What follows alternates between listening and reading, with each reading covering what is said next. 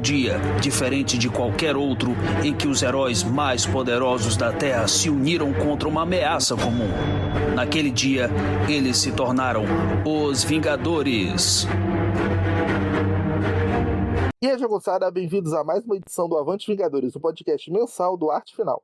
Acesse lá www.artefinalhq.com.br para ouvir todos os episódios do Avante Vingadores, Ilha de Gibis, Ilha do Aranha, Sete Jagunços e do Omniverso. Nossos episódios também estão no YouTube, Orelo, Spotify, Deezer, Apple Podcast, no Amazon Music e no seu agregador de podcast favorito. Não se esqueça de dar 5 estrelas, o seu joinha e ajude a espalhar a palavra do Arte Final. Vem comentar de gibis nas nossas redes sociais, no Blue Sky, Threads, Instagram e YouTube. O nosso arroba é ArtesFinalHQ. E não se esqueça de se inscrever no nosso canal no YouTube. Tá querendo comprar seu gibi na Amazon? Compre através do link no nosso site. Pode ajudar também mandando um pix de qualquer valor para artefinalhq@gmail.com. E vamos ao episódio de hoje. Eu sou o Luiz e você está no Avante Vingadores.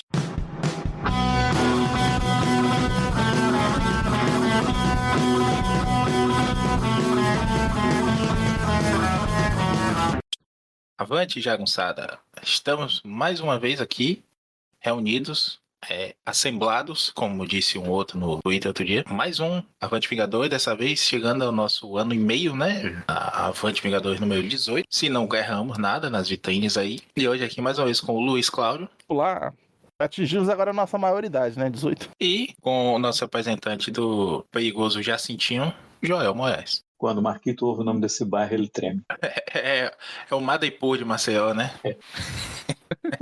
Enfim, hoje nós vamos falar aqui, seguindo nossa programação normal, da Saga dos Vingadores 8 e 9. Deixamos aí para um próximo programa o final da saga, e aí a gente vai trazer alguns extras, alguns comentários aqui, aquela conversa jogada fora gostosa que vocês vivem, não sei por que, elogiando a gente, mas a gente continua. E essa saga, só contextualizando como a gente fez nos outros, esses 2 volumes estão também na Epic dos Vingadores, a Heavy Metal, que é o volume 18 também, olha aí as coincidências, a sincronicidade do destino, que pega, na verdade, esses 3 próximos volumes, né? Os volumes 8, 9 e 10 estão nessa Heavy Metal. Avengers 286 a 291 na Saga dos Vingadores 8 e Avengers 292 a 297 na Saga dos Vingadores 9. E inclusive fazer aqui o agradecimento a essa época que eu tenho em mãos, inclusive aqui. Foi um presente do Luiz aqui, nosso amigo. Muito obrigado, Luiz. Agradeço aqui em público a todos, para você e na frente a todos. Embolei tudo. Porque eu ganhei esse presente seu aí numa promoção da Amazon. E eu confesso que só li agora. Aí a gente fica, né, cheia a vida, infelizmente não nos permite ler as coisas quando chega, por isso que a gente tem essa pilha de gibis maravilhosas, pilha de scans e tudo mais. Mas ali finalmente fiz uma comparação aqui com as sagas também, né, puxei aqui os scans daquele jeito. E devo dizer que dessa vez bate a ordem das histórias, né, até porque é só mensal mesmo, né, são 12 edições aí nessas 2 sagas que a gente fala hoje.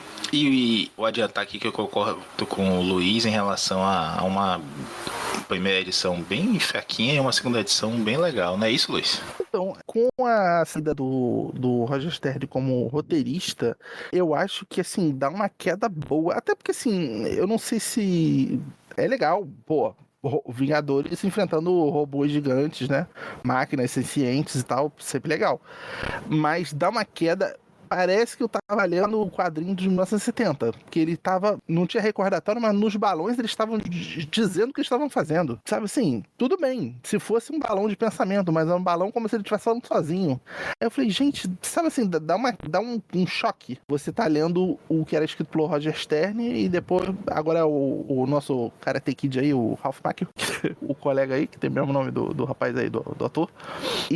Mas assim, a consistência, a graça que pra mim tem a Mensal dos Vingadores, os Vingadores como um todo, enfim, que é a consecução de tramas e subtramas de uma edição após a outra, né? Então, graças a Deus, isso aí se mantém dá uma, vamos supor, despiorada nas partes poucas que tem fracas. A 286 ainda tem o plot do Stern, né? E a 287 em diante, a gente já vem o Ralph Macchio, que de novo não é, né? Por muito tempo eu achei também que ele fosse o mesmo do Karate Kid, que tinha largado o cinema pra fazer gibizinho, mas não é o mesmo. É piada aí no meio, inclusive, mas de fato não é ele. Se você tinha alguma dúvida aí, deixe tempo, porque não é ele mesmo. E o o Stern sai, na verdade, né? Isso é uma fofoquinha aí dos gibis já confirmada, né? Existe uma coluna, a gente linka aqui até no post. Se eu não linkar, podem pegar comigo. Que o Comic Book Revisors, né? O CBR, tem a coluna dele lá que eles vão desvendando algumas lendas urbanas dos gibizinhos. E essa é bem verdadeira mesmo. O Stern sai brigado com o Mark Gruenwald, que é o editor à época, o editor original, né? Porque o Gruenwald que ia trazer de volta o Capitão América pro gibi. O Capitão América nessa época aí, como vocês vão ver aí pela capa da 8, o Capitão América tá passando por aquela questão toda de perder o manto do Capitão pro John Walker. Ele se torna só o Capitão, né? Com essa roupa que depois o agente americano vai assumir, com esse escudo genérico. Tem aquela história clássica que ele, na Ideobase, inclusive, levanta o martelo do Thor, não pega pra capar lá com alguns outros vilões. Acho que é com a Pátria. E o Gruenwald que ia trazer o Capitão América de volta para a liderança dos Vingadores, como uma forma até de dar mais visibilidade ainda pro gibizinho que ele estava escrevendo, né, do próprio Capitão América. Existia, apesar de ser proibido, né, existia essa promiscuidade lá dentro da Marvel, editorialmente, que o cara é editor de um gibi e escritor de outro, e acabava tendo esse tipo de coisa aí. Causou muita briga, principalmente com gente como o Byrne, com o Stern, né, nomes grandes que viam editores puxando o tapete dele. Então o Stern sai.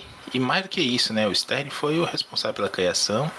Depois esse arco todo aí da Monica Rambeau, que é uma das Vingadoras favoritas desse podcast aqui. E nós adoramos ela, né? Vamos cantar muitas cantigas de emoção a ela aqui. E ela vai tomando um downgrade aí. O Gruenwald que ia mostrar ela como uma líder pouco apta, né? A liderança, e tá aí sempre sendo questionada, sendo minada, e ela mesmo percebendo que só faz besteira. O Stern não concorda com isso. É a primeira líder mulher negra dos Vingadores e tudo mais, numa época que isso se fazia com muita competência também, e sem o chilique de uma parte aí dos leitores, né? Que hoje em dia chilicam por tudo. E o Stern foi contra isso e brigou e saiu do gibi. Aí entra o Ralph Macchio, que não tem nada de muito interessante feito por ele. Ele foi editor do Aranha também por um tempo. E depois desse tapa-buraco aí, entra o Walt Simonson.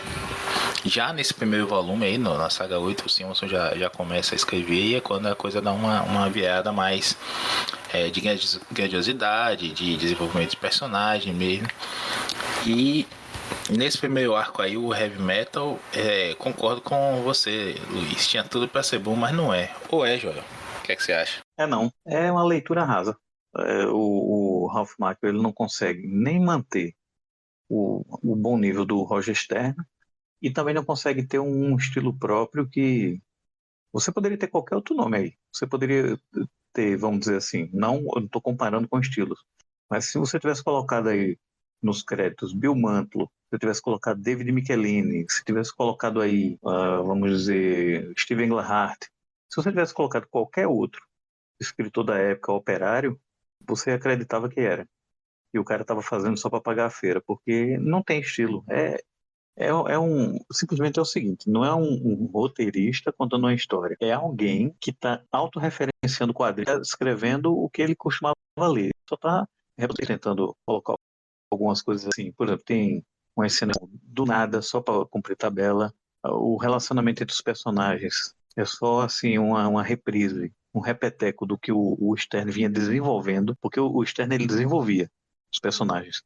O Ralph Macchio não, ele só repete do tipo o tempo todo, e do nada, assim, bem superficial, uma inimizade forçada do Dr. Druida com a Mônica Rambeau. Aí você vê o Namor dando piti por tudo. Assim, você percebe. Agora, claro, para um gibi na época que era pra garotada, e era pra garotada mesmo, passa, né? Tem uns momentos de diversão, tem robô gigante, tem luta, tem uns conceitos assim de ficção científica, do tipo, aquele momento que o Kubik, né, que era o cubo cósmico em forma humanoide, meio alien, quando ele está em um buraco negro no espaço, que ele despeja um monte de conceitos científicos, de teoria, de física e tudo mais, que abriu, inclusive, até, acho que reduziu muito isso, porque eu não lembrava disso não. Na releitura que eu fiz agora recentemente em Scans, eu vi que ele tinha colocado um monte de conceito, altos conceitos de física nisso aí. Abriu, acho que enxugou, né?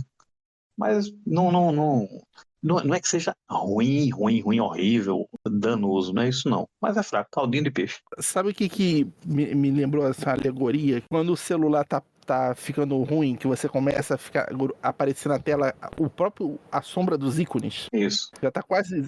Então, parece que assim, ainda dá pra ver uma sombra do Roger Stern ainda, e meio que foi feito exatamente nessa aguinha do peixe aí que tu tá falando. Lembra assim, sei lá, parece quando tu bota água no shampoo e vai enrolando até entrar outro. Um grande, né, que depois veio o Walt Simonson e tal. O Walt Simonson que tava escrevendo o quarteto, né, junto aí, até tem uma consecução aí de história que ele relaciona a outra revista que ele tava escrevendo, né? É uma coisa assim que. Vou dar agora partindo para outra franquia, franquia Mutante, dos X-Men. Eu tenho um amigo daquele Marcel, o Pablo Casado, que é roteirista, é o co-criador de Maiara Annabelle. E eu lembro de uma coisa que ele falou uma vez, que ele ouviu de outro amigo dele, que esse eu não conheço, não sei quem foi. Na época que o Mark Waid foi escrever os X-Men, o Scott Lobdell vinha fazendo uma fase, ok, uma fase divertida e tudo mais. Só que aí esse amigo falou para o Pablo, até agora você vê um cara escrevendo gibi de super-herói. Agora você vai ver um roteirista escrevendo. É uma diferença. Do tipo, o roteirista, ele tem domínio, ele tem os dispositivos que ele usa, os recursos, ele conta uma história. E tem aquele camarada que às vezes passou a vida lendo, ou é um editor, que é o caso do Ralph Macchio, por exemplo, que ele é um editor e que ele consegue fazer um início, um meio e um fim, ele consegue botar a palavra na boca do personagem, mas você nota que ele não tem aquela pegada, aquela criatividade, aquela imaginação. E, ironia ou não, eu estou aqui na página já bem na frente, quando o Steve Rogers se envolve na história só para sair na pancada, com uma cópia do Super Adaptoide, e que o Dr. Druida está tentando convencer, né, o Super Adaptoide a desistir. Eu sei que estou me adiantando na história, mas é porque há uma coincidência irônica aqui. E ele está falando que o que falta no plano do Super Adaptoide é a imaginação. É meio irônico isso, porque o que falta no estilo do Ralph Macchio é isso. É igual ao que foi falado do Mark Waid. O Mark Waid tem imaginação e tem talento, né? Enfim, é aquele tipo de coisa. Quando a gente lê uma coisa como essa, você pode até, assim, é passável.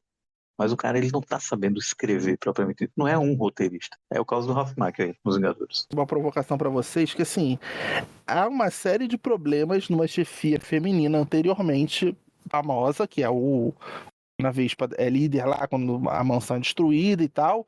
E assim, ali não houve um questionamento de porque ela é mulher, sabe assim, no caso não tinha o Dr. Druida na época, mas dela ter uma liderança ruim. Eu acho que não há um questionamento dentro da história e quem tá lendo de, meu Deus, que liderança péssima dela. É uma coisa que aconteceu ali e eles conseguiram reagir. Agora, eu acho que esse arco ficou muito estranho, que toda vez que ela vai pensar, que é uma coisa óbvia até. Eu não sei se tudo que o Dr. Druida sugeria era uma coisa tão óbvio que ele, dentro da história, a gente sabe que não, porque foi tudo mensagem da nebulosa na cabeça dele.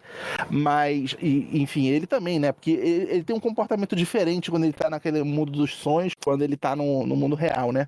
Mas nunca dá tempo dela falar. E falou que fez sentido mesmo. Vamos fazer isso mesmo. Estou cansada. Ela começa a ter um gaslight, que chama, né? Então vamos fazer o que ele falou, porque o que ele falou, eu tô cansada, deve ser isso mesmo.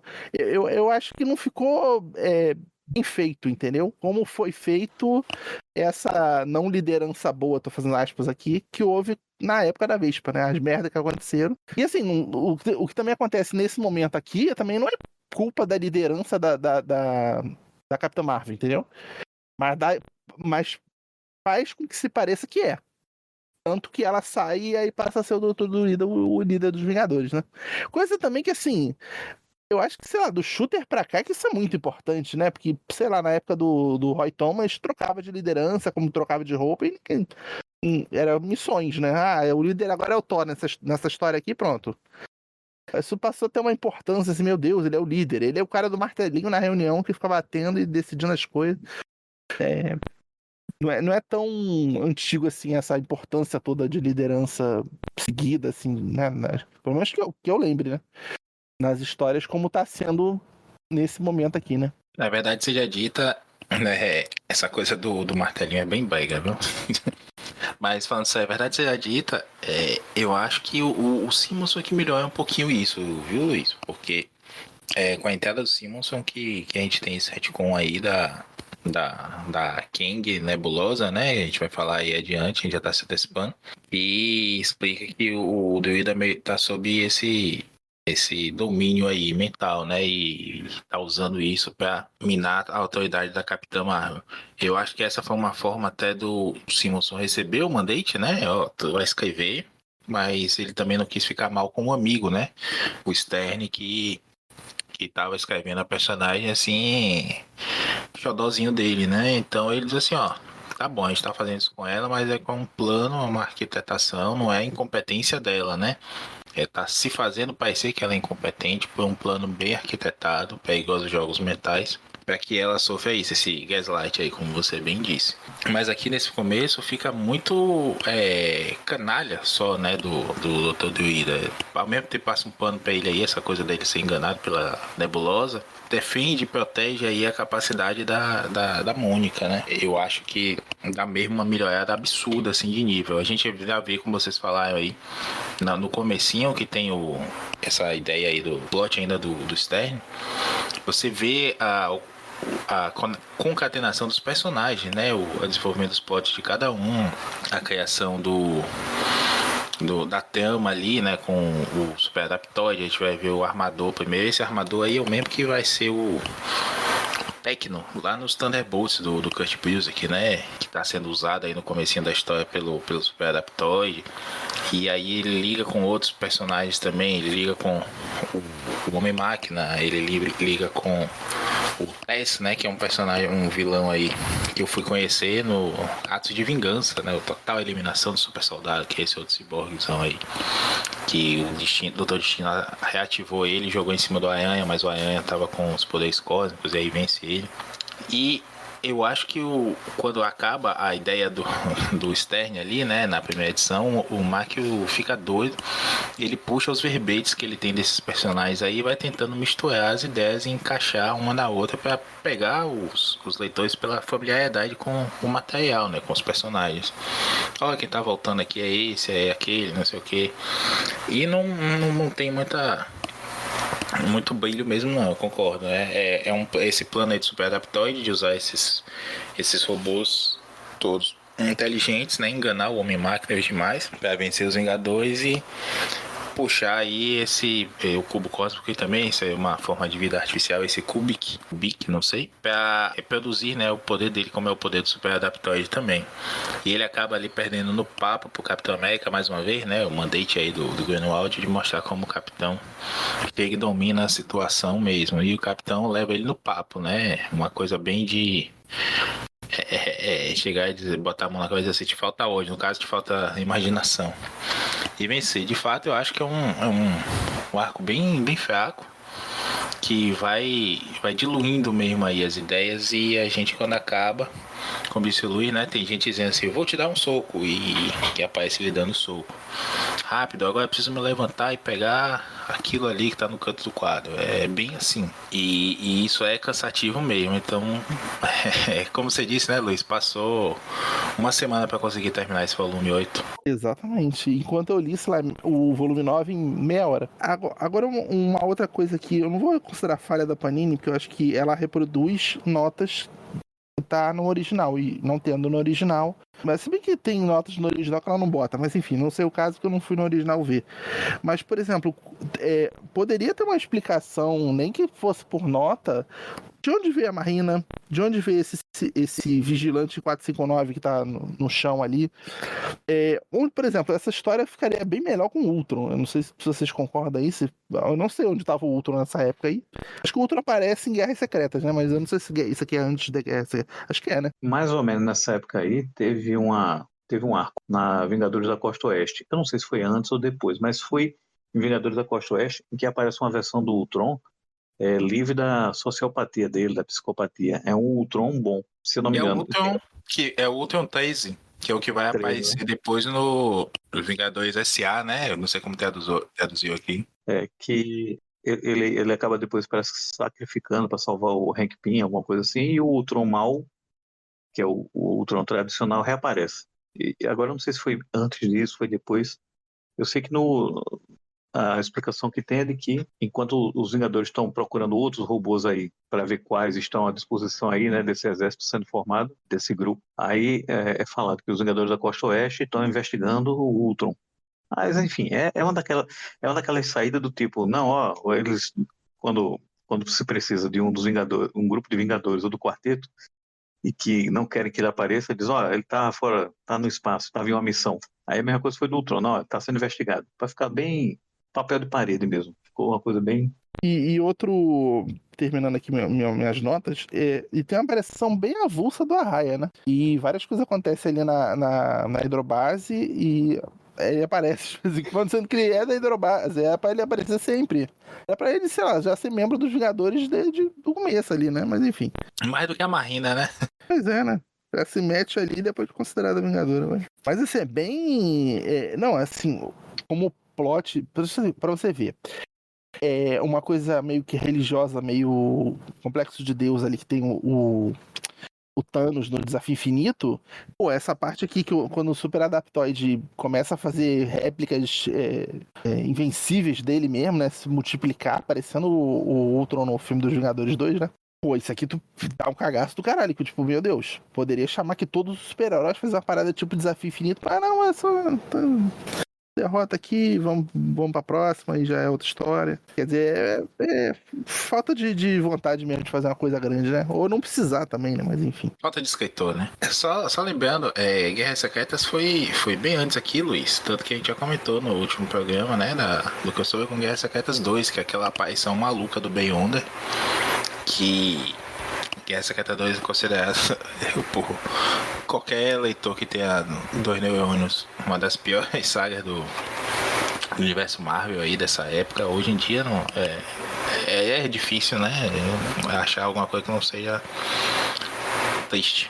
Mas nessa época aí é especialmente ruim, um mandate também, né, do Shooter. E a gente viu lá o Beyonder voltando e tendo aquele teloló todo. Eu até comentei na época que eu fui lá, relei Guerra Secreta 2 pra ver se conseguia. Não consegui ler tudo não, gente.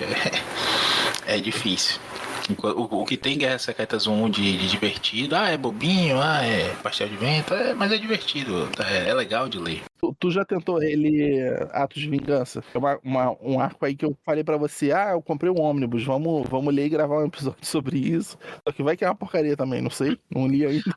Eu reli, acho que foi no Pilha 250, a gente fez um programa especial de Atos de Vingança e falou por cima da saga, assim, né? Agora a gente pode falar melhor da parte Vingadores, mas eu reli e eu acho legal. Claro que tem umas coisas meio uma no pé, uma na ferradura, mas tem muita história legal. O conceito é bacana, né? Encaixa muito bem ali naquela época e é muito bem trabalhado. E Burnie, que tava ali na espinha dorsal da história, né?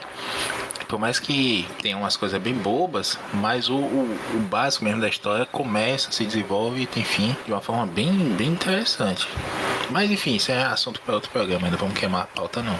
E enfim, a gente chega, né, nessa segunda parte aí, que é a última história do volume 8, que começa com o Dr. Druida aí tendo esses sonhos. Eu acho que é curioso que até o traço do Buscema melhora, né? Eu acho que ele lê o argumento, se diverte mais assim lendo aquilo e até o traço dele tá mais legal, eu acho, tá mais bonito, não sei, né? E a gente vai ver aí, começa, né, nessa primeira história, o que tá por trás desse ataque do Dr. Druida à liderança da Mônica.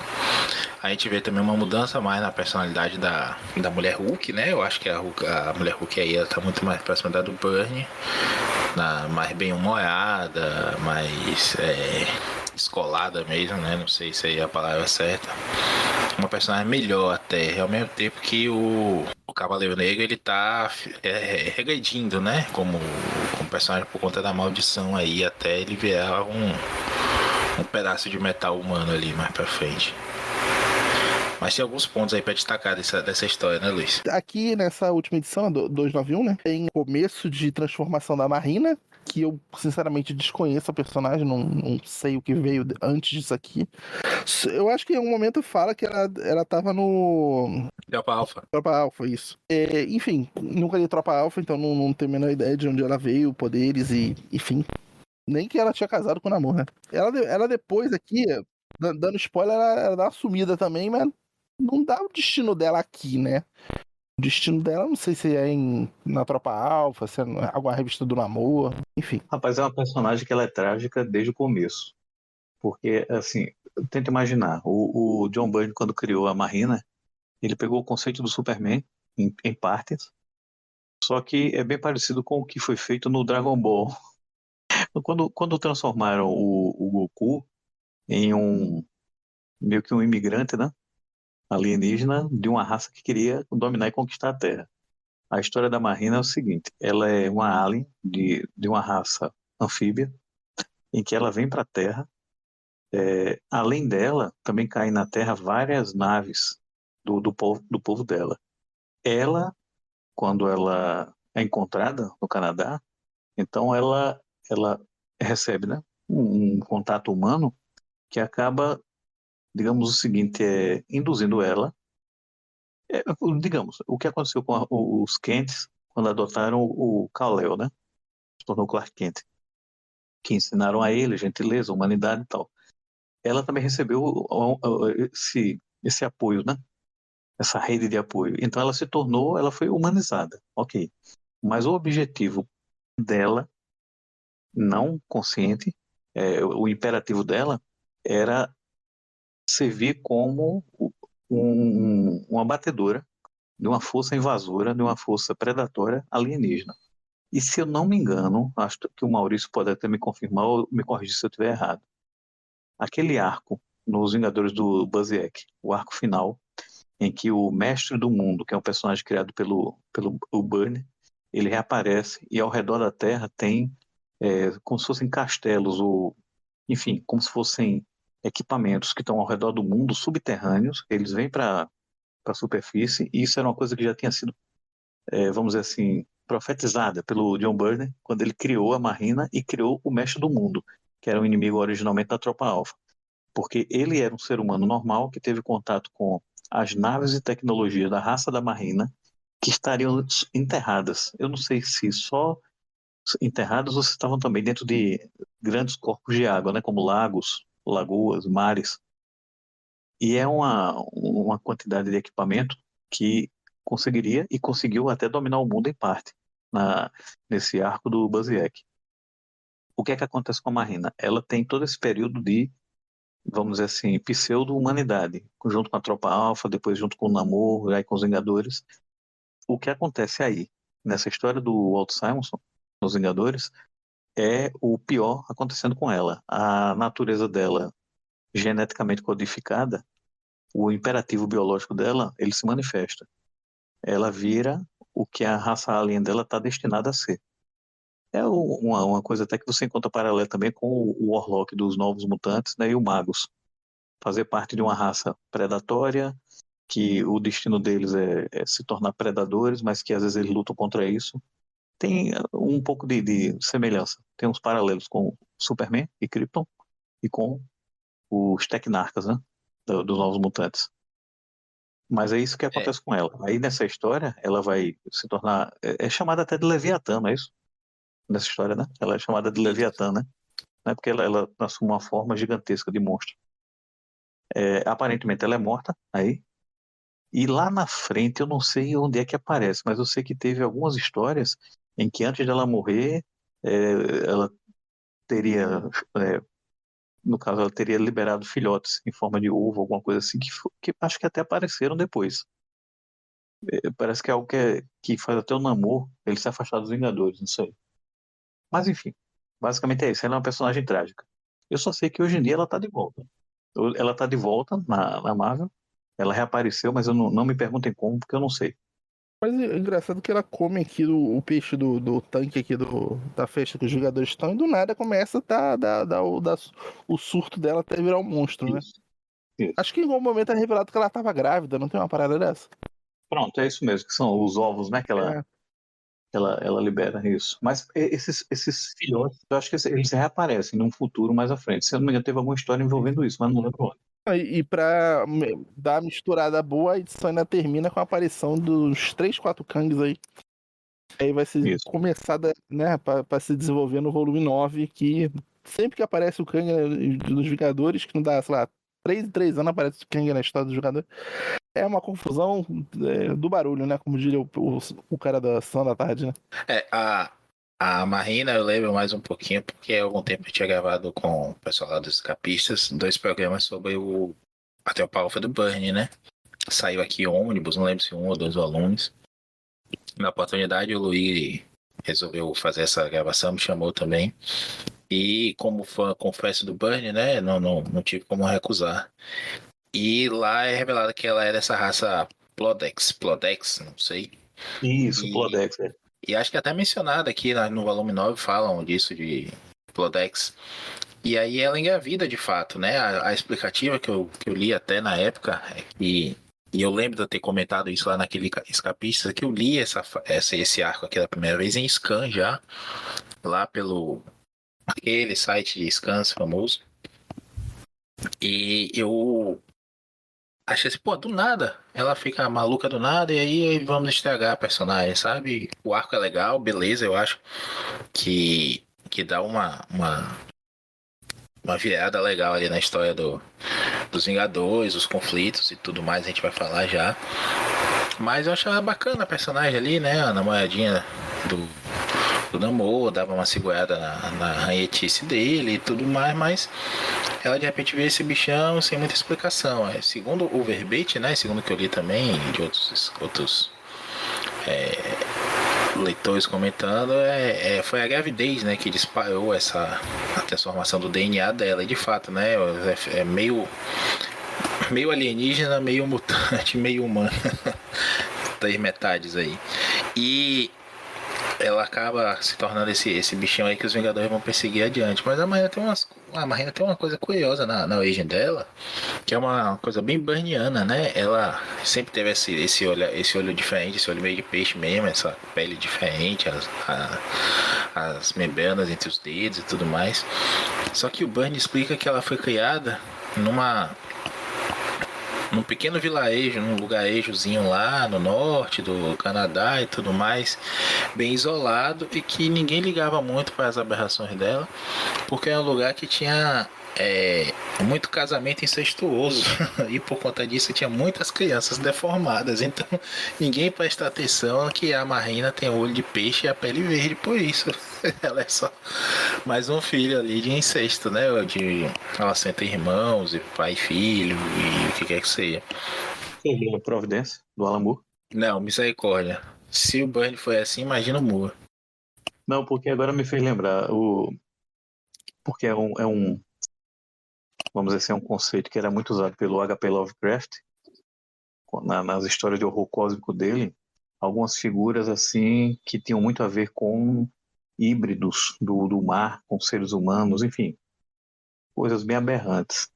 Aí, em uma das histórias, quando o personagem principal está em uma cidade, eu não sei se é Portsmouth, não sei qual é a cidade, ou é um vilarejo, indo para a cidade de Providence, ele está dentro de um ônibus, aí ele olha parece que é no pôr do sol, ou já no começo da noite, e ele vê como se fossem grandes peixes num lago próximo do mar. E aí todo mundo que está no ônibus está olhando. Quando o cara fala um pouco alto, que interessante, eles são diferentes. Aí todo mundo que está no ônibus olha para trás, olha para ele. E todo mundo tem as feições que lembram um pouco como se fosse um híbrido de ser humano e peixe. E aí ele fica meio assim do tipo, nossa, as pessoas aqui, mas tudo bem. E é meio que dando a entender que são pessoas que podem ter vindo de relacionamento também incestuosos, de primos e tudo mais tal. Talvez o Burnie tenha se inspirado no HP Lovecraft, né, para isso aí. Talvez tenha sido isso.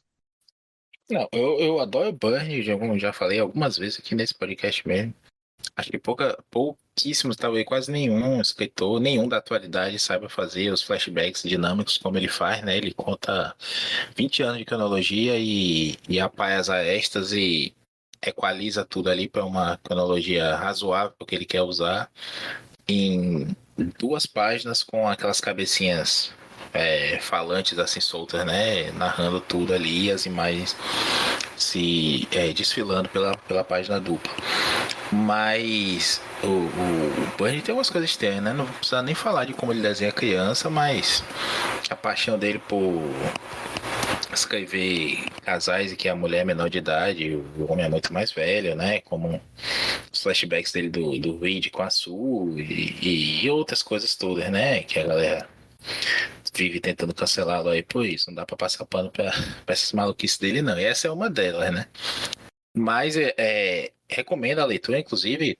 Teopa Alpha do Bunny é um gibi muito legal. Mas diga. Não, eu acho assim que isso ele é de um ou outro escritor já fazia parte da cultura. Por quê? Porque teve de filmes, séries, aí livros e também histórias e quadrinhos, até músicas, em que se falava abertamente assim de relacionamentos com diferenças bizarras de idade para os padrões de hoje, vamos dizer assim. Porque, por exemplo, vamos dizer o Claremont. O Claremont chegou a brincar com a ideia de que o Doug Hansen, o Cifra, e a Psylocke, a Betsy Braddock, poderiam ter algum tipo de envolvimento emocional, nem que fosse platônico, mas pelo menos em uma ou duas vezes ele brincou com isso. E a Betsy Braddock tinha seus 25. Enfim. Bem lembrado, bem lembrado. E também existe isso. As sensibilidades mudaram com o tempo e hoje coisas que eram muito mais aceitas ou. Eu acho que das influências, né, das fontes, das referências deles, né, que eles já reproduziam o que vinham, né? Talvez. É. Como era o nome daquele filme que passava na Globo? Passou várias vezes na Supercine. Acho que era Ensina-me a Viver, que era É isso um mesmo. jovem É meio. isso mesmo. É um jovem emo, antes de existir emo, que era totalmente assim, desenganado com a vida, tristão, chorão, e uma senhora com seus 70 para 80 anos, que era alegre, serelepe, e que parece que. Eu nunca assisti esse filme, eu só lembro das chamadinhas. Mas mostrava eles dois na cama ou numa banheira, enfim, como se fosse uma octogenária, uma septuagenária se envolvendo com um garoto de 20 e poucos anos. Eu acho que era parte da. Era algo que era, não sei, eu não digo aceitável, mas era discutido mais abertamente. Bom, outras sensibilidades. E, enfim, começando o volume 9 da nossa saga dos Vingadores, eu gostaria de destacar primeiro aqui a capa de Avengers 292, que passa assim, a gente tem a Marina Leviatã aí destruindo um navio da Marinha Americana. E o Quinjet vindo, né? O Quinjato, como traduzir aí, eu achei bem feio. A gente já tá acostumado a Quinjet, inclusive desde a Abril, né? Chamar de Quinjet. E o Quinjato vindo em direção ao leitor, assim, com o Thor do lado de fora, os outros Vingadores dentro e a Capitã Marvel também em forma de energia. Acho essa capa linda, linda, linda. Até a cor do céu, amarelada, avermelhada assim no fundo.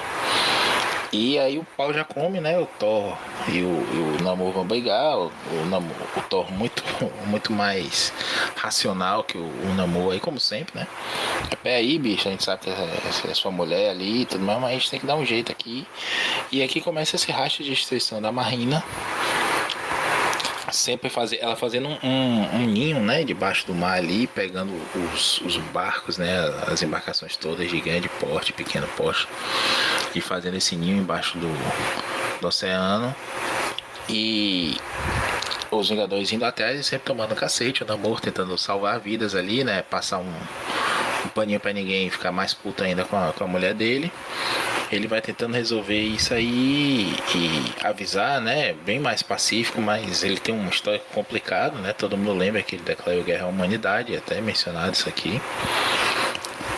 Então nunca se sabe onde está a lealdade do Namor. E ao mesmo tempo isso vai prejudicar os Vingadores, né? Fica parecendo que os Vingadores estão segurando a mão ali por conta disso, e estão mesmo, né? Aí a partir daí a gente vai ver o Dr. Druida. São mais 2 subplots, né? O primeiro plot é dos Kangs, a história dos Kangs. A gente tem aí até a imagem que lembra muito até a cena extra de Quantum Mania, né? O Homem-Formiga 3, que mostra aquele conselho de Kangs, né? Todo mundo vibrando, assim, os Kangs mais bizarros possíveis, olhando para o Kang recém-chegado. E confesso, né? Lembrei logo do filme quando vi essa cena aqui, não lembrava dessa página. E o outro subplot é justamente da Nebulosa, essa variante da Nebulosa que é uma Kang, uma Kanga, né? Que vai entrar aí na mente já está na mente do Druida e vai forçando a essa corrupção dele, até que o Druida vai e faz um golpe baixíssimo, né? Ele amplia os poderes dele ali para tocar a mente da Marina Monstro e fazer ela ver um navio na frente dela. Esse navio vai descer até aí, servir de isca até aí ela para atacar a Atlântida, né? A partir do momento que ela ataca a Atlântida, ela causa um incidente ali com a nação que foi do Namor e agora está sob o domínio do Atuma, como a gente viu também algumas edições aí. E ele vai partir pra cima, né? Tipo, agora não tem mais escolha. Ela tá com a minha terra e ele tem que escolher entre os deveres que ele ainda se sente mesmo destituído do poder. Ele é um príncipe, né? De nascença. E o amor. E ele acaba escolhendo aí esse dever dele como príncipe, né? E eu acho que em termos de momentos, né? Em termos de grandiosidade, a arte, como eu falei, tá melhor aqui também. Eu acho que isso dá um up, é um arco muito mais legal do que o que a gente tinha visto no volume anterior. Aí tem o Hank Pym, né? Ajudando aí os Vingadores estudando a bioquímica, né? Lembra, né, que o Pym é bioquímico. Como tem no gibi até da Mulher Hulk do Burn, né? Assim, mas como é que o cara é bioquímico especializado em formigas, ele cria uma inteligência artificial sociopata, né? Genocida e tudo mais. Aí a Mulher Hulk fala, né? Mas cientista nos quadrinhos é assim. Basta usar um jaleco branco que sabe todos os ramos da ciência. Mas aqui ele volta para o ramo original dele e estuda a bioquímica ali da Marina e tenta compor ali uma solução que destransforme esse DNA dela e volte a ser o que ela é antes dessa gravidez aí.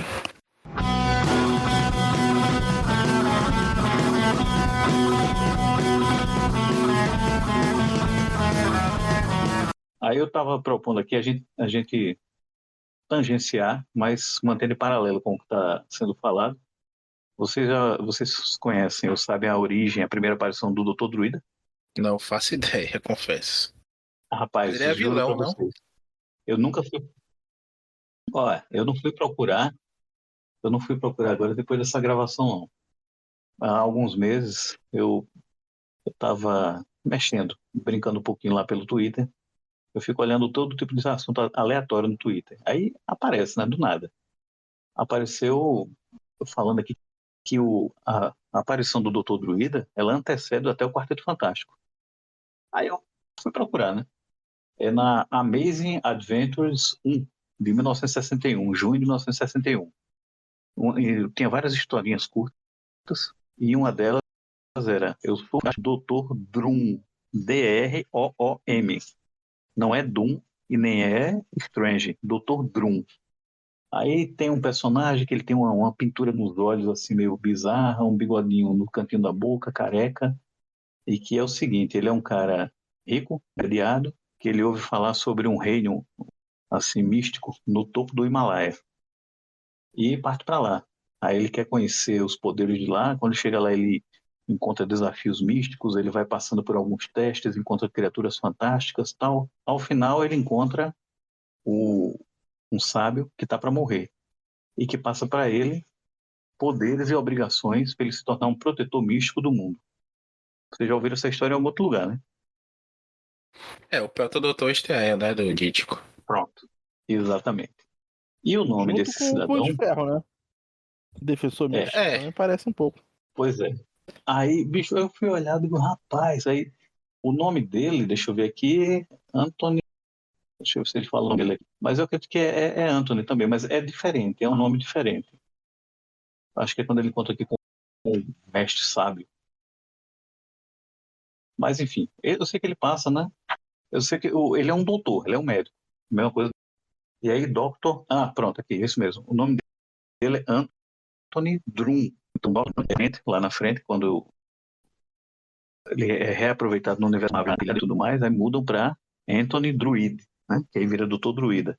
Mas quando eu vi isso aqui, acho que tem um ano mais ou menos, eu vi isso no Twitter, não lembro nem qual foi o perfil. Eu fiquei, assim, embasbacado. Por quê? Ele era para ser, ele deveria ter sido um dos fundadores, personagens com Quarteto, Thor, Homem de Ferro, Homem-Aranha, mas o personagem nem foi reaproveitado assim corretamente, se tornou um personagem de oitavo escalão da Marvel e ainda teve esse lance aí de ficar com essa mancha na carreira dele de ter sido dominado pela nebulosa, ficou meio laicado e vilão, enfim. É um personagem que não teve sorte desde o começo na Marvel. É, mais ou menos o que aconteceu com alguns monstros famosos, né, da Marvel, dessa época aí do Strange Tales, né, que o Groot, por exemplo, é dessa época aí, né, ele é um monstro da edição. O Rocket Raccoon chega a aparecer um pouco depois também, mas já na pegada do herói espacial, né, bem filhote de Star Wars também. E o Bunny usa o Spag também, né? Spag, uns 3G seguido Terminou aí. aquele Shemnu, né? O Shenmue também. O Zaz, né? Que é. Zax, não sei, aquele que é elétrico e vilão do Hulk também. Enfim, o Mantlo gostava muito desses monstros da época também. E acaba trazendo alguns de volta, alguns estão por aí. Até o Groot, né? Virou modinha aí. O Groot ainda teve sorte, né? O Groot ainda teve sorte, né? Quando ele caiu nas graças do povo com aquela bobagem de Baby Groot dançando no filme. É a glorificação da Dancing Floor que tinha quando a gente era pequeno, É, né? Dancing é. Floor. Enfim, a gente vê aqui, né, nessa 9 a gente vai ter esse arco do ataque da Marina, que no final deixa a Capitã Marvel desaparecida, até que ela vai aparecer lá bem debilitada na frente e acaba entregando o Feld, né? Feld nas urnas dos Vingadores aí, na eleição do novo membro, do novo líder para se tornar o Doutor Druida. E lembrando que nessa época aqui os Vingadores já estão bem enfraquecidos. A gente tem como Vingador a Capitã Marvel, a Mulher Hulk, o Thor, o Doutor Druida e o Cavaleiro Negro. O Cavaleiro Negro já tá sofrendo aqui a maldição, porque o Namor, né, acaba usando a espada, né, de ébano para matar a Marina, então a espada não podia beber sangue, senão vincularia aí o seu possuidor a maldição dela, até que ele se tornasse com a espada, né? A loucura vai atacando ele, ele vai começando a se sentir e falar como se estivesse na corte do rei Ricardo Coração de Leão. Essa é uma parada bem estranha de plot, né? Porque, tipo assim, ele usou a espada a vida toda, nunca cortou pra surgir sangue de ninguém. Sabe assim, acho que não, né? Mas, enfim, aparentemente não, né? É tipo aquela maluquice que o Capitão América participou da Segunda Guerra e nunca matou ninguém, né? Como se dizia até um tempo aí. Tanto que tem gente que até hoje surta quando lembra que o Capitão América do Bill Baker pega logo na primeira edição uma granada e solta dentro de um tanque, né? Que tá blindado lá, que tá atacando ele em Nova York. Um soldado que nunca matou ninguém é complicado, né? Ainda mais nazista, vai ficar pegando leve com nazista, porra. Enfim, a Mônica sai daí, né, dos Vingadores nessa época. Sim, antes disso, voltando. Tava falando do Cavaleiro Negro. O Cavaleiro Negro é um personagem que ele viveu um tempo no passado, né? A mente dele, presente, volta pro passado e incorpora no corpo do antepassado dele que viveu as cruzadas. Então, ele tem essa história mesmo de ter combatido nas cruzadas, né? Hoje em dia, questionável, ninguém fala muito disso. Mas tinha-se muito isso e ele vai regredindo aí a essa persona do antepassado dele até. E vai falando, que absurdo isso, nem na corte do rei Ricardo isso ia acontecido, imagina os Vingadores. Só falta falar de Camelot, né? E a gente lembra que ele é inglês aí, na verdade. A coisa vai acontecendo de um jeito tal em que ele vai ficando cada vez mais duro, né? Se tornando mesmo uma lâmina. O próprio toque dele na pele dele, no corpo dele, corta até o Thor. Ele vai usando ali que vai sendo uma camisa de força de metal. E ele vai ficando com os membros rígidos, perdendo o controle ali, mas ao mesmo tempo ele consegue se mexer bastante até, né? A gente vai ver aí no arco seguinte, quando ele se introduz aí o conceito da bolha do tempo, que é um conceito muito bacana, inclusive, né?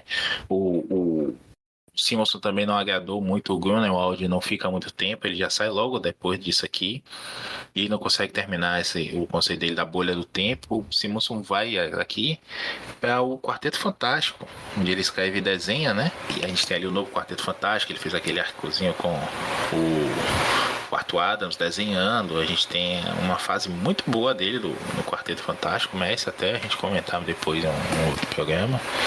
Não aqui, né? Aqui na Vingadores. E ele faz um muito bom, já saiu aqui, inclusive, as 2 épicas dele, né?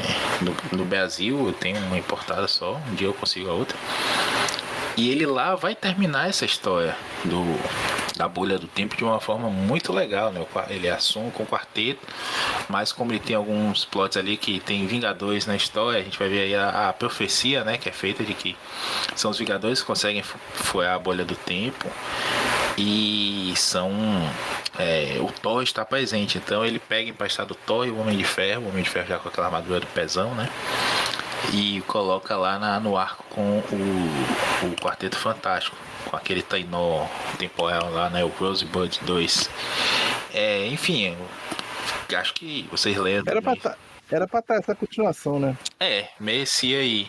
Principalmente que é muito legal. Dava pra encher mais um volume aí, como a gente tava falando, né? Chegar em 12 edições aí e fechar. Botar o Imperador Destino, que a gente comentou no programa passado. Botar esse arco aí da bolha do tempo. Enfim, fechar ali de forma coerente, né? A fase como um todo.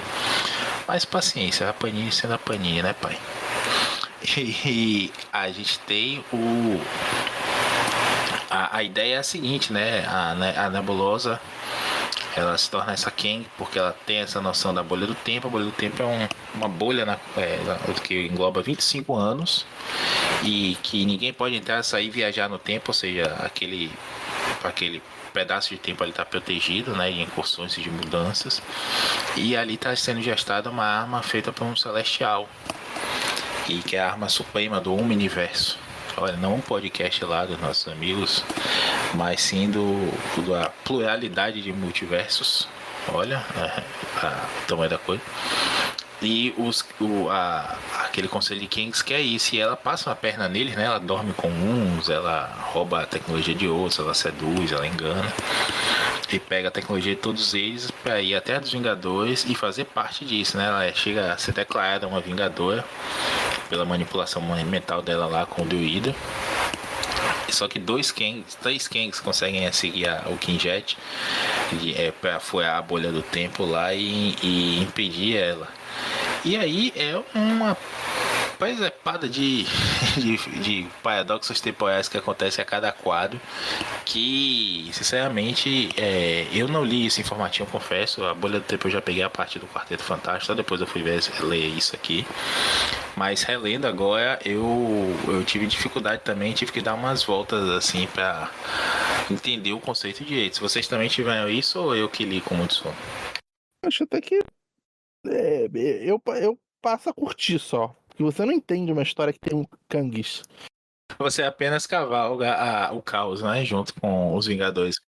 Exatamente. A gente teve, acho que no Saga 4, 5, 5, 6, sei lá, um dos episódios aí pra trás, a gente ficou uns 30, 40 minutos só discutindo. O Kang, ele é de outra realidade? Ele é o mesmo Kang que se dividiu? Lembra? A gente ficou... Eu paro no meio do nada do assunto e falo, mas o Kang, ele é o quê?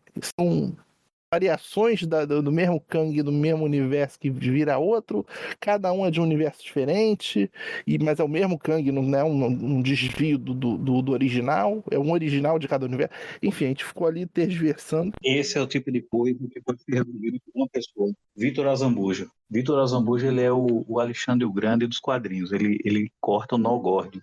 Quando a gente começa com qualquer uma dessas coisas, não é, porque talvez, ele chega e diz, não importa, é gibizinho. Pronto.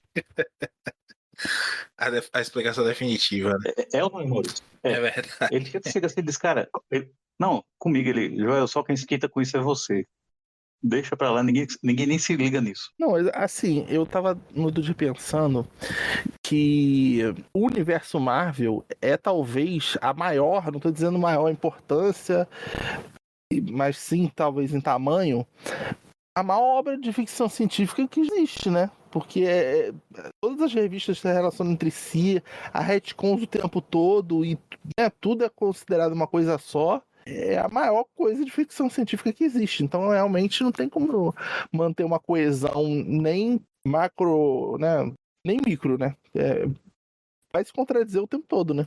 É porque é milhares de pessoas escrevendo e desenhando, né? Isso é um plano maior, né? É o que dá pra fazer esse mês ou esse semestre e fechar esse encadernado agora, né? Que tem esse conceito. Eu concordo, assim, quando eu falo que tem uma porrada de paradoxo, beleza, a gente sabe que são os Vingadores, mas qual é a equipe de Vingadores? Aí eles começam a sondar a mente dos Vingadores e ver quem tem futuro ou quem morreu ali, sabe? E assim eles descartam o Cavaleiro Negro. Mas aí os Kangs que estão colados lá da nave, na asa do Quinjet por fora, resgatam o Cavaleiro Negro. Mas depois a mulher Hulk vai acordar do transe lá e vai dizer assim, pô, eu larguei ele pra morrer. E isso mexe com ela de um jeito que ela vai embora, né? Ela pega o Quinjet, todo destruído, inclusive, ele aparece miraculosamente de volta ali arrumada, ela decola e vai embora, Deus sabe pra onde. E aí já teve no começo, na verdade, eu tô folheando aqui, tô lembrando, os três Kangs chegam na Heliobase e os Vingadores já partiram. Aí eles voltam 3 minutos no tempo e pegam a carona no Quinjet. Isso é bem legal também, sabe? Isso é óbvio, né? Isso é Bill e Ted, isso. Assim, ó, vamos voltar no tempo. No futuro a gente volta no tempo e deixa uma chave aqui embaixo.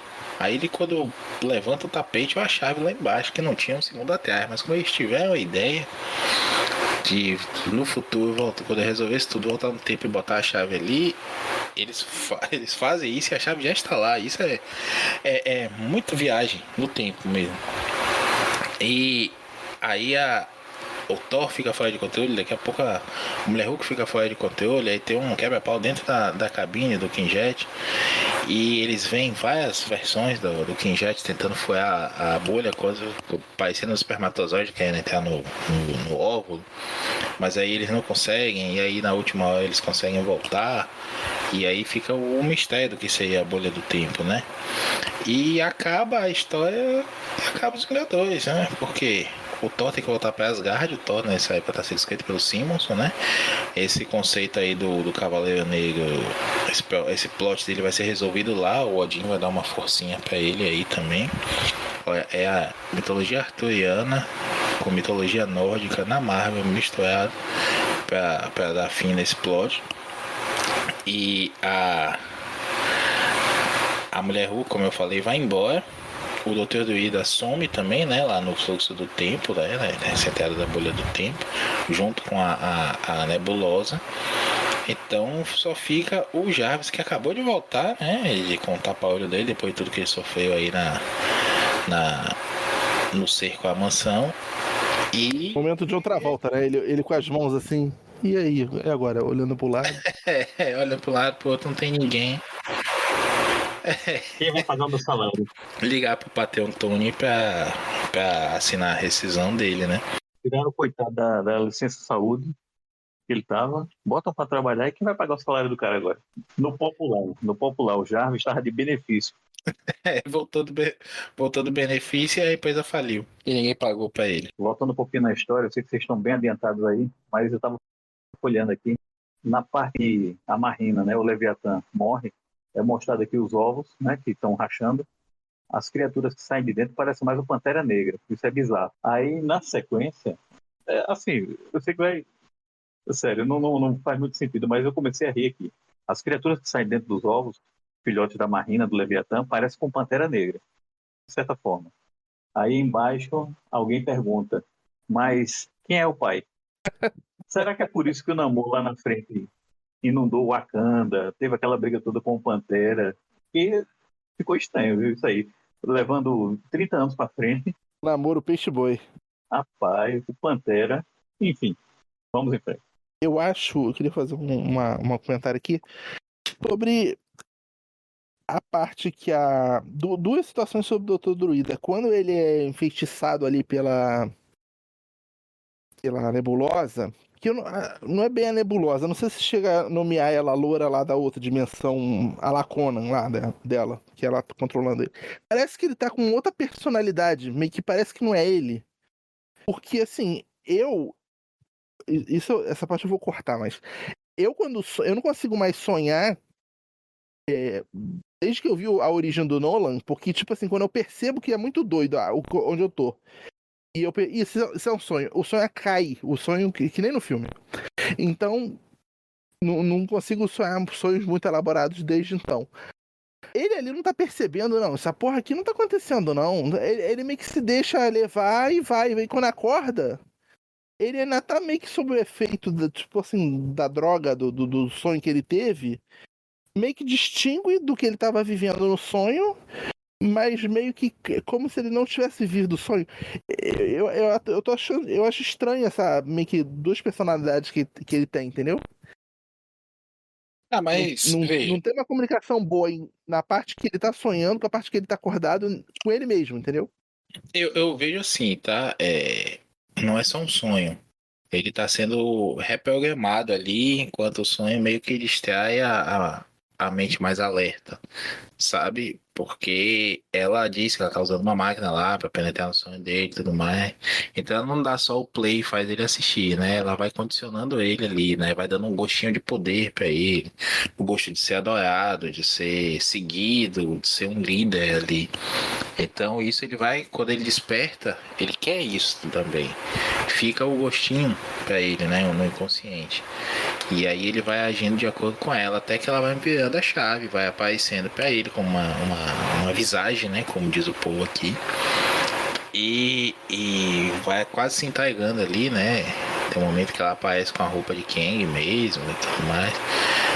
Mas de fato, ela só é mencionada como nebulosa quando ela tá com a roupa de Kang, né? Ali ela tá só como o amor do Kang, do druida. Não é E dado ela esse nome basicamente nebulosa.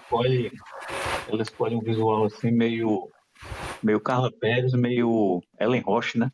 Aí lascou o homem, né? Meio, Acabou as fei... defesas do Druida. Meio feiticeira antes de ficar bombadona e antes de virar Pronto, crente. pronto. Quem vai julgar o Doutor Druida?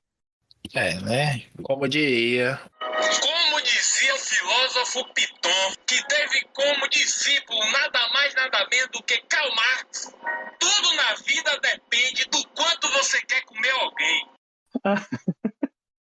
Isso vai pro ar. Depende de Luiz, eu espero que não. Você bota o áudio do filósofo Piton.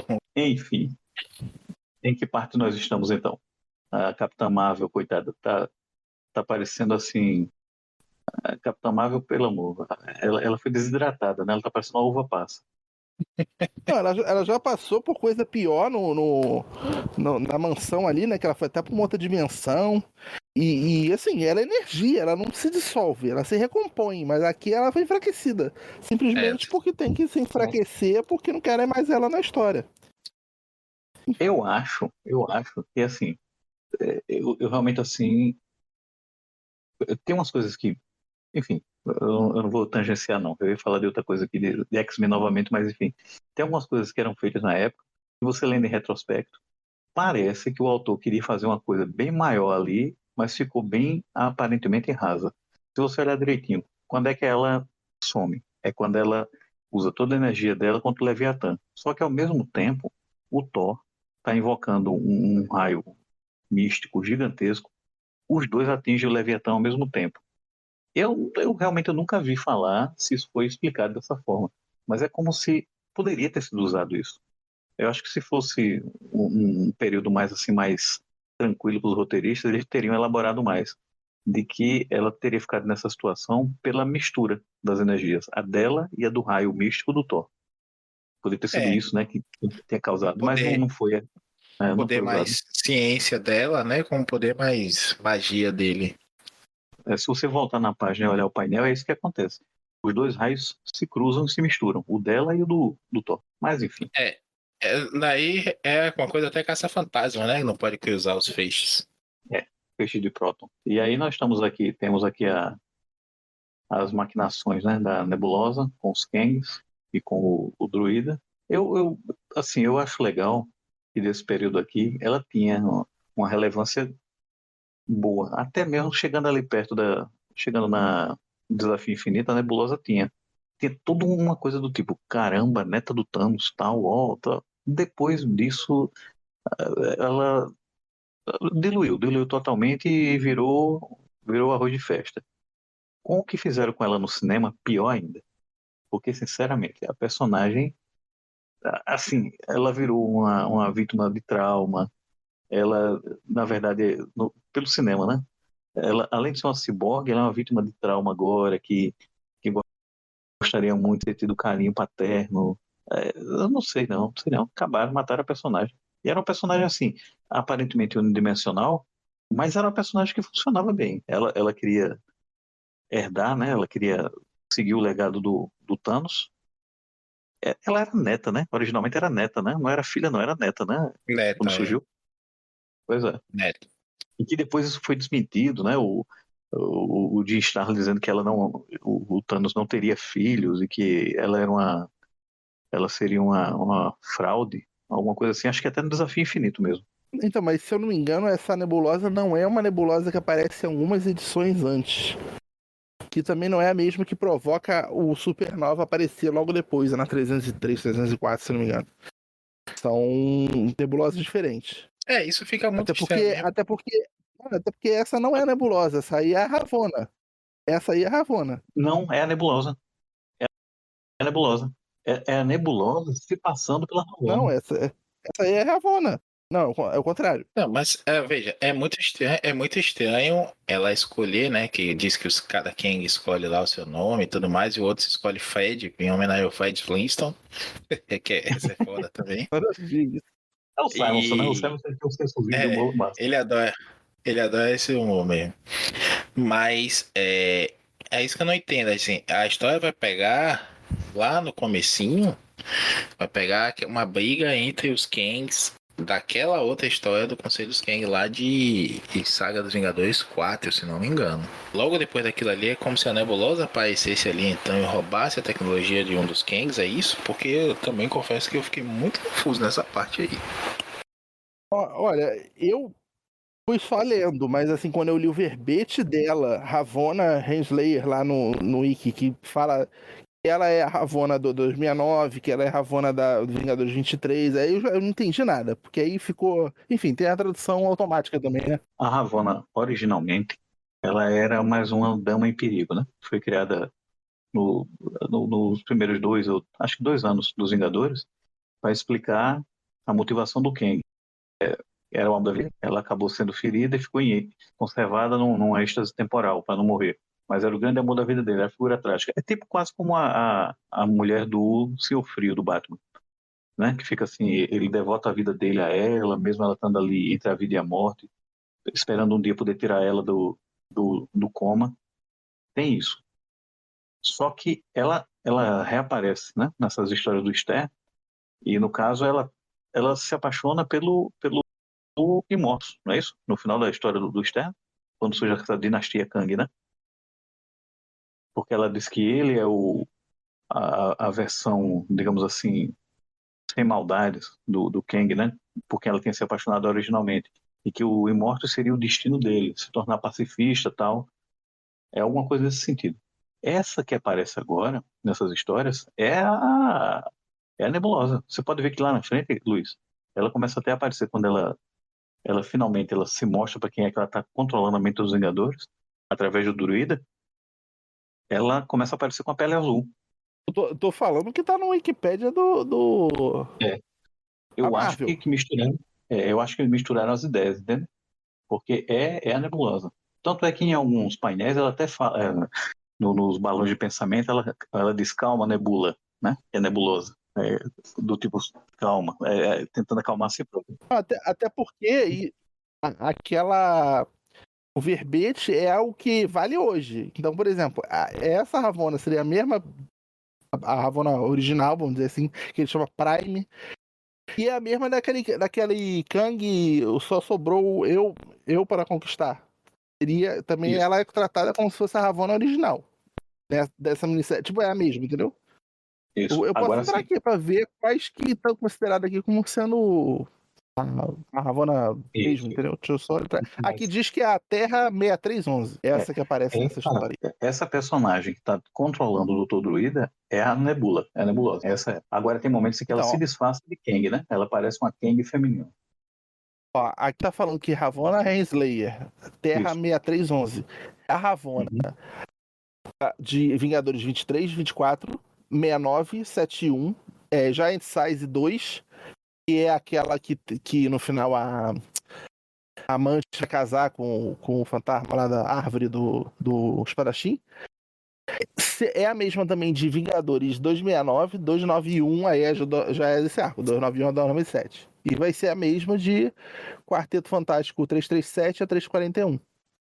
Aí ela vai aparecer no arco Cidadão Kang e depois em Terminatrix Objective, que ela é a Terminatrix, que ela é o nome que ela tem nessa história. E por fim, É.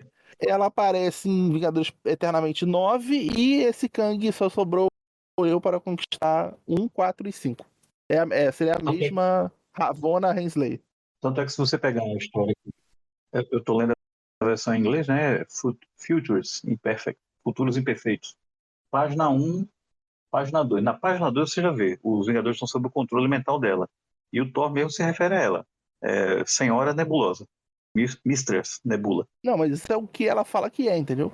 Não, não, não. É, tu- É quando ela se revela aí que ela não tá nem se escondendo mais. Entendeu? Ela já tá se revelando. Mas não é a menos que isso tenha sido algum retcon lá na frente dos anos 90, anos 2000, né? Que tenha Então, determinado que ela. eu acho que é na 338 que ela fala quem ela é, da Quarteto Fantástico. Veja, Pode ter sido isso. meu entendimento aí, né? Como eu falei, se a gente voltar lá naquela edição que os Vingadores estão indo pra festa do prefeito de Nova York, do governador, e que a Marina come sushi estragado e dá essa caganeira nela que ela vira Leviatã. A gente tem o subplot aí o Kang que parecia que tinha morrido no final lá do arco dos Kangs na 4. Ele reaparece, tipo assim. Tô vivão, galera. Na verdade, foi um plot pra parecer que tava morto. E aí, quando ele volta, aparece um Kang bebê atirando nele. E ele vence esse Kang bebê e toma um tiro nas costas da Kang nebulosa. Da Kanga, vamos chamar assim, pra ser cancelado. E essa é uma outra, meu entendimento, tá? É uma outra nebulosa. Até porque eu tô dando uma olhada aqui no verbete de nebula, né? Character em inglês. E aí o que a gente tem aqui é Nebula, Nebulosa chama o segundo Capitão Marvel para juntar, para participar do grupo de mercenários dela, né? Que é a Mônica, né? Aquele comecinho lá da saga dos Vingadores, que a Mônica vai descobrir o que é que aconteceu na Santuário 2, a nave do Thanos, e aí ela fica presa lá um tempo, até que ela chama os Vingadores, nananã.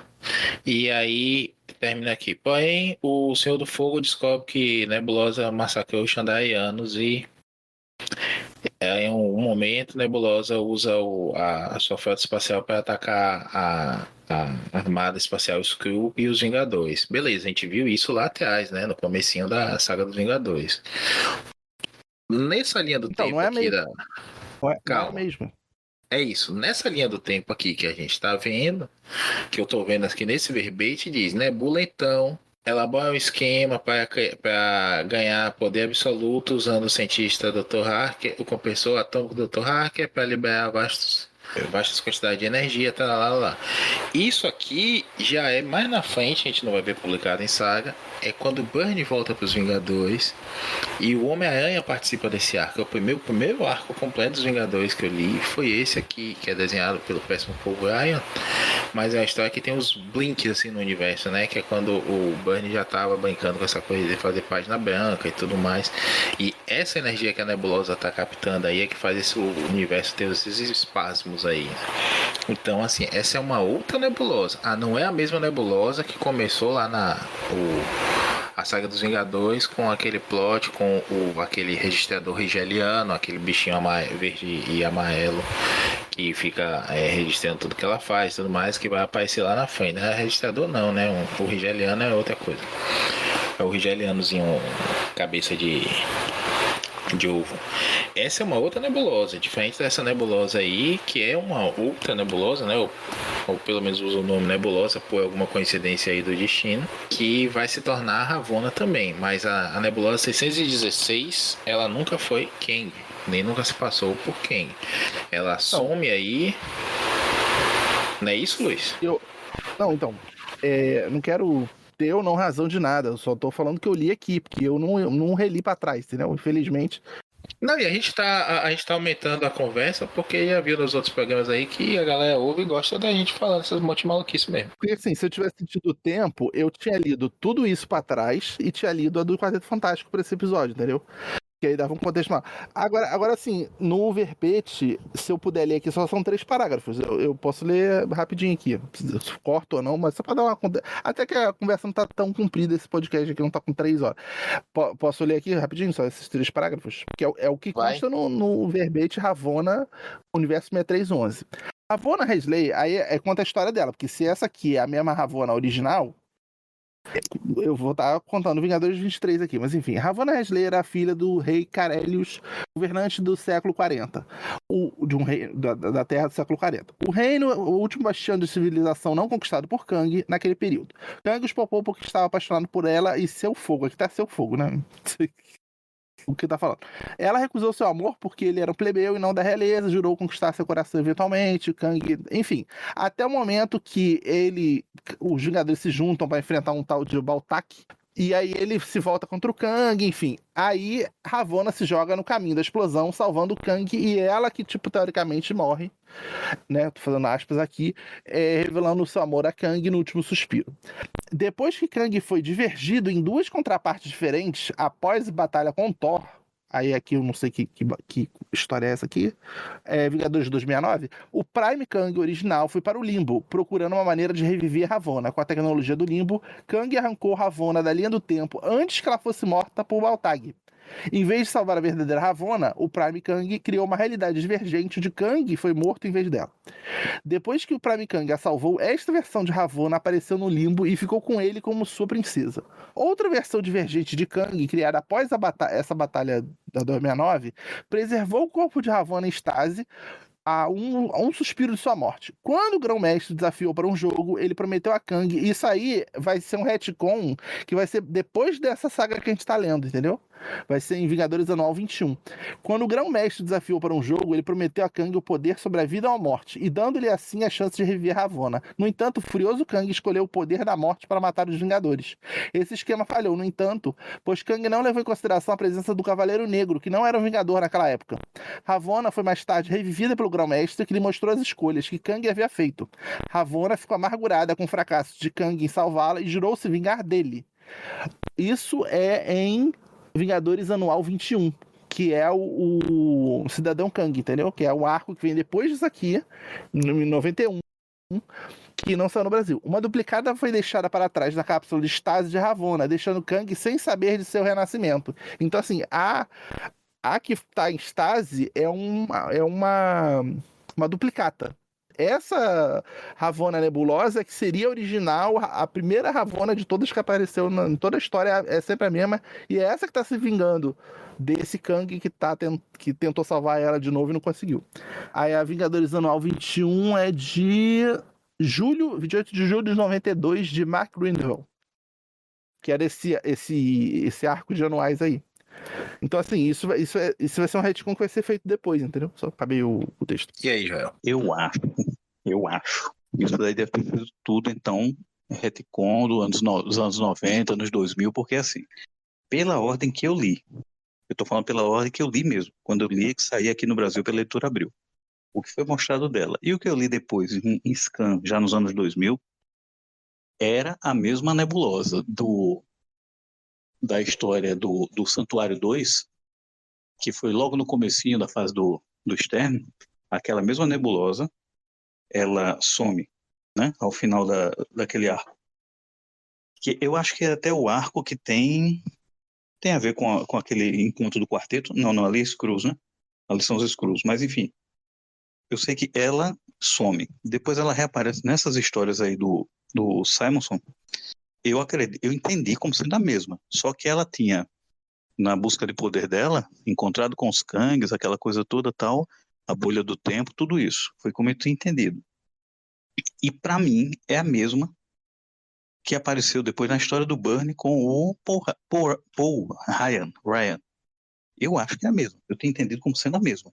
Agora, claro, com paradoxos Não, temporais e tudo mais. não, na época Aquelas. devia ser, entendeu? Que isso deve ter sido mudado posteriormente. Aí, se depois isso foi, né, refeito, retconeado, aí realmente eu não sei. Porque eu nunca vi. Eu nunca vi isso em nenhuma história. Como, por exemplo, o Thanos que apareceu na mensal do Thor, pelo Jurgens, com o Romitinha. O Thanos que tinha cópias e tudo mais tal, que depois o Starling explicou, esse aí não era o Thanos, eram clones que o próprio Thanos tinha feito, entende? Aí é um retcon para desconsiderar uma história, mas de uma forma orgânica, né? Dentro de um roteiro, o Starling criou a história, aquele Thanos que apareceu nas histórias do Thor não era o verdadeiro estava nos confins do universo. Isso aí foi um clone do próprio Do Thanos. Casar, da história do Casar. Isso, também, isso, pronto. O Starling.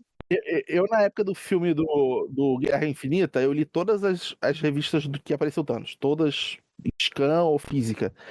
Retcon todo momento. A nave do Thanos, inclusive, não é chamada pelo mesmo nome, a Santuário. Santuário 1, Santuário 5, Santuário 4. Cada edição é de um número diferente, dando a entender que são épocas diferentes. É clone, é robô, enfim. Se é o caso da Nebulosa, então eu realmente não estava sabendo disso, não. Eu nunca vi falar disso. Eu tinha, no meu entendimento do que eu tinha lido isso, de que era a mesma personagem. Agora, claro, ela, digamos assim, em momentos diferentes da linha de tempo dela, talvez até ela, antes de ter, ou, por exemplo, antes dela ter participado dessa história da bolha do tempo, antes disso ela estava na história do John Byrne, lá na frente, entendeu? Como se fossem momentos diferentes depois do tempo, que também seria um retcon, de certa forma. Então, só se foi isso aí. Mas eu imaginava que era a mesma personagem. Pode ser também. O problema da viagem no tempo é justamente essa, né? E sitcoms que vem depois. Falando no Starling e na obra cósmica dele na Marvel, ele mesmo fez retcons já no comecinho de tudo isso. A primeira versão que ele contou de como surgiu toda aquela mitologia lá da Lua, Titã, que é a Lua de Saturno, né? De Saturno, onde viveriam o Mentor, o Eros e o Thanos, toda aquela coisa, o computador Isaac, ele tinha criado uma história de que nos primórdios da Terra, os deuses do Olimpo teriam lutado, brigado e que alguns dos deuses da mitologia grega teriam viajado para planetas no extremo do sistema solar. Um deles teria ficado, inclusive, em Netuno ou em Urano. Acho que era em Urano. E que outros teriam ficado, né? Um deles teria ficado, acho que é Alars. Ele teria ficado na Lua, que é Titã, que é a Lua de Saturno. Lá na frente, bem mais na frente, o próprio Starling, ele retconeou isso. Eu não sei se foi nas histórias do Adam Warlock, ou se já foi mais na frente. Mas ele retconeou isso e disse que não tinha sido os deuses do Olimpo, teriam sido os Eternos. Ele próprio retconeou que, na verdade, teriam sido os Eternos que teriam tido aquela cisão e que aí dois irmãos teriam decidido que para não haver mais lutas, um deles iria embora. E aí, Eu lembro do negócio desse. Eu não lembro assim, isso, com detalhes disso, porque eu li há muito tempo, mas. Ele retcona algumas coisas para aquelas graphic novels que saíram em capa dura. final infinito, não sei o que lá infinito, um monte de coisa infinita. Amarrarem-se entre si. Então ele teve que fazer até um retcon até das coisas dele, entendeu? Por exemplo, aquele arco do... Eu não me lembro agora, acho que é o Jason Aaron que faz, é a origem de onde que o Thanos tem esse feitiço com a morte. Aí, acho que é o Jason Aaron que faz essa história. Sentença de morte, uma coisa assim, acho que é isso. Pelo menos a versão romance, o livro romance é Sentença de Morte, acho. Ali a morte fala com ele, por exemplo. E a morte nunca fala com o Thanos. E aí eu pensei assim, ele vai voltar a escrever, porque ele ficou convidado por causa da fama do filme, e ele vai desfazer isso que o Jason Aaron fez, né? Não, ele mantém eu fiquei revoltado com isso, porque pra mim o que ele escrevia de Thanos era sagrado. Mas ele mesmo aceitou. Ele próprio, o próprio Starling, na primeira origem que ele fez do Thanos, ele parece que... Eu não tenho certeza, mas parece que ele matava a própria mãe durante uma autópsia, alguma coisa assim. Eu acho que isso foi uma história dos anos 70.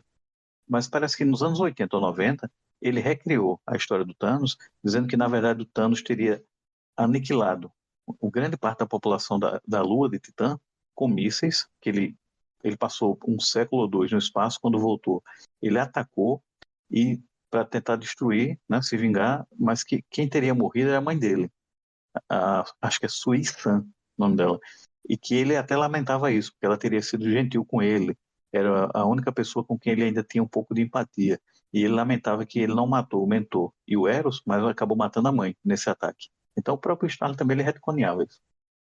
Mas aí a gente já tangenciou pra caceta, né? Vamos lá. A gente tá plantando a sementinha aqui pra um dia gravar sobre Desafio Infinito, minha história e quadrinho favorita. Tem nada a ver com Vingadores assim, né? Porque tem vários personagens. Mas quem sabe um dia gravarei sobre. Tem a ver, tem, né? Os Vingadores estão lá, né? Então, terminamos hoje. Vocês querem comentar mais alguma coisa Pra mim tá massa. sobre esse Pra episódio? mim fechamos direitinho, redondo. Eu só queria deixar aqui desde já o lamento, né? Porque o próximo programa que a gente vai falar sobre Saga dos Vingadores já é o último. Mas fica aí o gancho pra gente comentar o que ficou de fora dessa saga, né? Avante Vingadores 20 é Choro e Ranger de Dentes, que vai ser o nome do episódio. A gente puto que a Panini acabou. O Superman tá com 50 números, o Batman com 70 números e o Vingadores acabou com 10. Até a saga substituída pelo Hulk vermelho. Luiz, você criou um auê no Twitter quando você disse que a saga do Superman não vendia, né? E criou aquele surto todo. E tá aí agora a segunda temporada. Acho que você devia fazer o mesmo com Vingadores. Soltar esse bait lá. Não, o engraçado é que eu fiz uma provocação. Eu perguntei, será que não vende porque cancelaram? E a pessoa, ele disse que não vende. Meu Deus. Tipo assim, já encararam que eu tava, tipo, querendo que acabasse. Eu fiz uma pergunta. Porque assim, normalmente quando para é porque não vendeu, né? Porque essa acusação de todas as edições que pararam de publicar é porque não vendeu, né? Por exemplo, não sei quem no MBB lá falou que, surfista... Ou foi no grupo do Daniel, agora eu não lembro. Que não teve mais nenhuma publicação do surfista, porque a Epic do surfista não vendeu nada. Aí eu fiquei, pelo amor de Deus, as próximas são do Starling, tem que vender. Nem que eu tenha que comprar 500 edições. Tá maluco? Todo mundo pede uma fase aí pra Panini publicar. A minha seria o surfista prateado completo do Starling. Acho que são 2, 3 Epic, né? E aí é o que tinha que ter sido publicado antes do Desafio Infinito, né? Mas não publicou, né? Porque é a ressurreição do Thanos. Ele do nada tinha morrido lá naquela parte lá do Adam Warlock. Ele do nada desvira a pedra e conquista lá as joias e faz o Desafio Infinito. De onde? De onde que ele ressuscitou? O que ele ressuscitou? Quem ressuscitou? Quem ressuscitou ele? Ninguém sabe. Não foi republicado. Enfim. Então ficamos hoje por aqui. Espero que vocês tenham gostado do episódio. No próximo, abordando as sagas, a gente vai fazer a edição número 10 e o complemento, né? Fazer aí um resumo do que vem depois. Quem sabe a gente continue gravando aí a gente ainda vai ver o que a gente grava de edições até a fase do Era Genásia, que a gente já gravou. É um avante anterior aí. Deixa até linkado aí pra botar no site. E por hoje é só. Tchau.